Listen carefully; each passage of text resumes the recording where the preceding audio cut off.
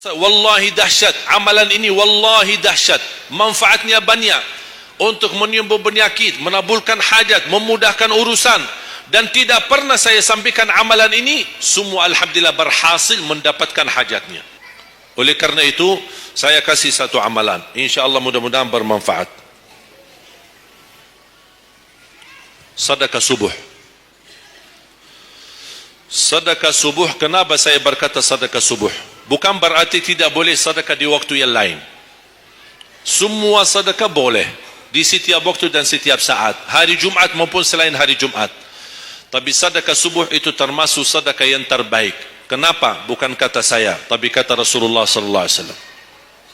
Setiap waktu subuh Allah turunkan malaikat, tugasnya mendoakan orang yang bersedekah subuh hari. Allahumma a'ti munfiqan khalafa, ya Allah ganti yang lebih baik bagi orang yang infak di subuh hari. Ibu-ibu lagi halangan tidak salat, sebelum beraktivitas isi sedekah subuh. Anda tidak usah susah-susah mencari anak yatim dan orang miskin di subuh hari. Mulai hari ini masing-masing bikin kotak amal atau botol atau kaling, simpan di rumah. Setiap habis salat subuh sebelum beraktivitas isi sedekahnya. Apalagi kalau sedekah itu disertai doa. Begitu anda sedekah, sebutkan hajatmu.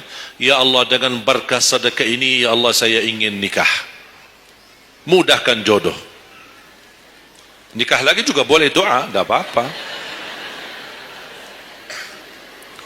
Ada yang sedang melamar kerjaan, anda isi wallahi dahsyat, amalan ini wallahi dahsyat, manfaatnya banyak untuk menyembuh penyakit, menabulkan hajat, memudahkan urusan, dan tidak pernah saya sampaikan amalan ini, semua alhamdulillah berhasil mendapatkan hajatnya. Begitu anda isi doa, ya Allah dengan berkah sedekah ini mudahkan lamaran kerjaan saya. Ya Allah dengan berkah sedekah ini mohon titipkan pahalanya untuk kedua orang tua saya. Kalau ada yang merasa dirinya suka marah, suka emosi, ya Allah dengan berkah sedekah ini tenangkan hati dan jiwa saya agar tidak emosi lagi. Ya Allah dengan berkah sedekah ini karuniai kepada aku anak penghafal Al-Quran. Bu, jemaah sekalian, saya berkeluarga 12 bersaudara, timnas, dan kami memang sudah disusun satu lusin. 12 ini mempersiapkan kalau timnas kita belum mampu membawa juara, insyaallah kami sekeluarga siap mengganti timnas. Alhamdulillah dari saudara saya 12 ini 10 penghafal Al-Quran. Tapi orang tua saya awam, percaya enggak? Orang tua saya bukan ulama, bukan kiai, bukan ustaz.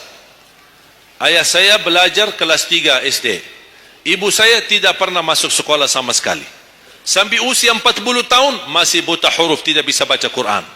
Tapi Allah berikan karunia keturunan penghafal Al-Quran. Berkat apa? Salat mereka dan sedekah mereka termasuk doa. Itu perjuangan mereka. Alhamdulillah sekarang ayah saya, ibu saya penghafal Al-Quran, yang jadi gurunya anaknya sendiri. Sekarang di Indonesia saya bawa 5 adik saya dan ditugaskan menjadi imam tarawih. Saya bawa mereka pindah dari Arab kemari. Ada 5. Yang perempuan sudah dinikahkan sama orang Indonesia, orang Jakarta. Dan saya dorong adik saya yang perempuan untuk menghafalkan suaminya biar jadi penghafal Quran. Yang 4 laki-laki, ada yang 2 bawa istrinya masing-masing dari Arab, yang 2 lagi saya nikahkan di Indonesia sama orang Indonesia. Ada 1 sama orang Sunda, 1 sama orang Lombok. Jangan khawatir bu, masih ada lagi. Bahkan saya dorong adik-adik saya semua wajib nikah 4. Masing-masing 4 istri. Kenapa? Supaya banyak keturunan. Kalau bisa setiap satu istri 12, satu lusin. Masya Allah luar biasa. Mengapa? Karena kita punya perjuangan yang masih panjang. Cita-cita saya mencetak 1 juta penghafal Al-Quran di Indonesia. Ketika saya datangkan adik saya tugaskan sama mereka dan tegas, kalau kalian datang hanya mau berhiburan, pulang. Kalian di sini untuk bersama-sama memperjuangkan untuk mencetak 1 juta penghafal Al-Quran.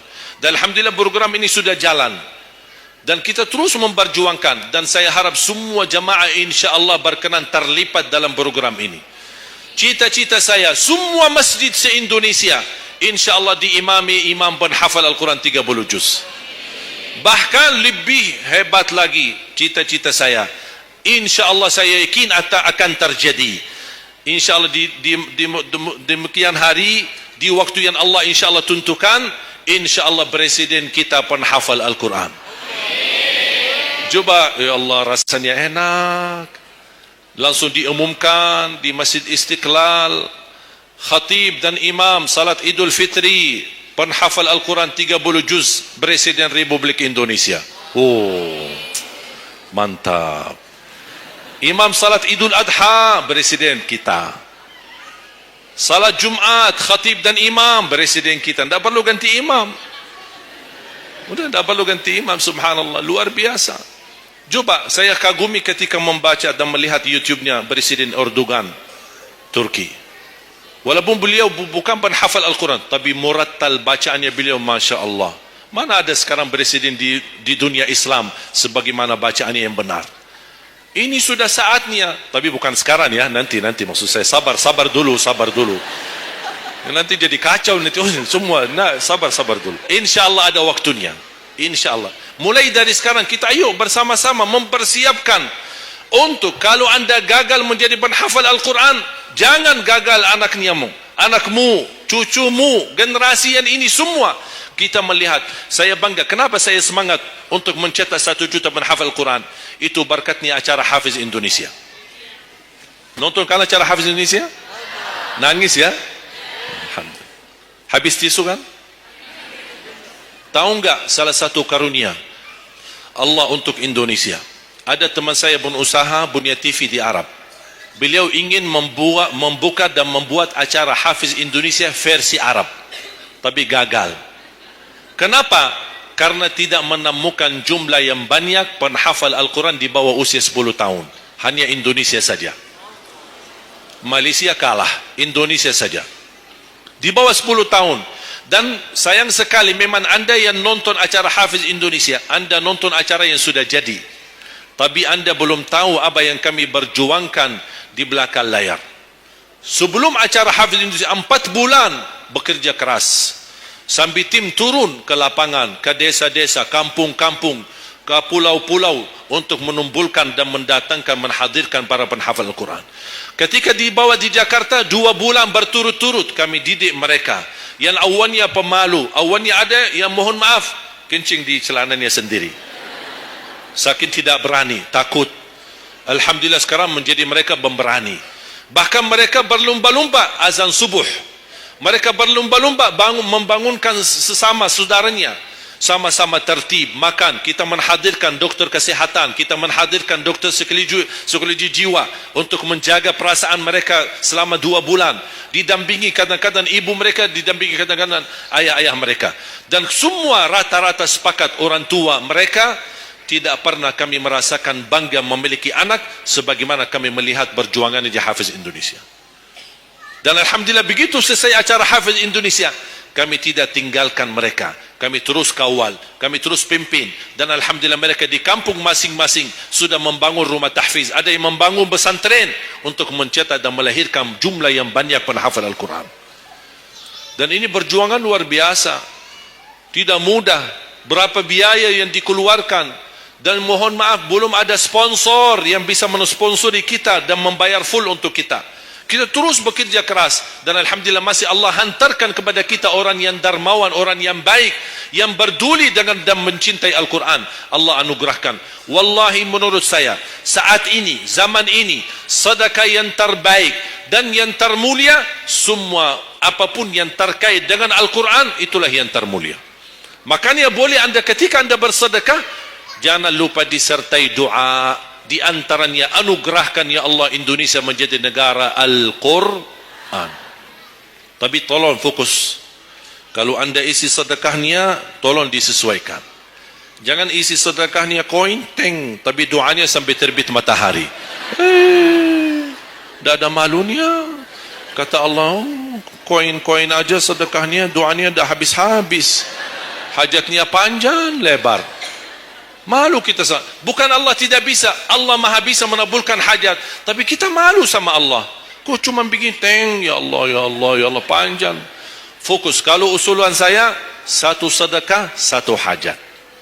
Satu sedekah, satu hajat. Dan insyaAllah akan anda melihat manfaatnya. Mudah-mudahan semua yang hadir, insyaAllah menjadi keluarga besar 1 juta penghafal Al-Quran. 1 juta mencetak penghafal Al-Quran. 1 juta keluarga Al-Quran yang insyaAllah akan membangun generasi baru yang membawa Indonesia menjadi baldatun tayyibatun wa rabbun ghafur, dan di masa yang akan datang insyaAllah Indonesia menjadi lebih baik. Amin ya rabbal alamin. Barakallahu fikum. Terima kasih, semoga bermanfaat. Kurang lebihnya mohon maaf. Mungkin ada panitia ingin menyampaikan selanjutnya.